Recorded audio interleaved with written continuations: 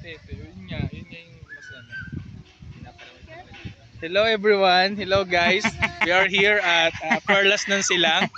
Now you can see. Sige, pastor. Ako na yung nag-ano sa'yo.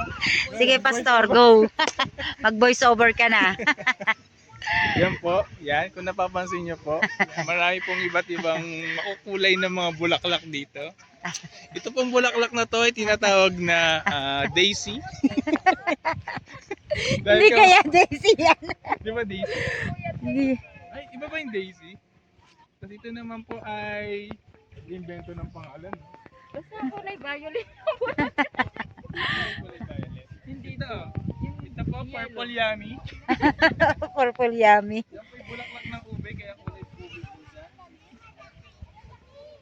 May iba't ibang kulay. Magkukulay. Ito naman po, yan. Pinapapansin niyo po, siya ay medyo light violet. Kasi po, yung pinakaugat niya po is medyo light lang po. So, tawag po sa kanya ay light purple yam. Talaga ba yam? Yum daw. Ubi yam. Kasi kulay ube siya, di color violet. Yan po, pulang-pula po sila dahil kakatapos lang po ng Christmas at ngayon po ay mag-year na po.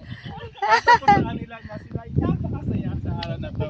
Kaya po si Ma'am Ella, and then si Mami. Nakalit po sila dahil sila po ay masaya sa araw na to. Ulin po yan. Ulin. Sila po, Mami. Ulin? Mami Ulin, nice to meet you po. Del, dito pa Del. Dahan-dahan lang po kayo, medyo mga madulas. Dito, no? Ganda ng mga tanawin eh. Ang mga bulaklak. Wala na, wala ka ng picture. Di kasi masarap picture na. Kaya ka talaga yung akin. Oo na nga, taga-picture sa inyo. Akin na mahiya sa akin. Ano muna siya? Yan, si Ma'am. Parang nasa sweet sir lang si Ma'am Ella, no? Galing.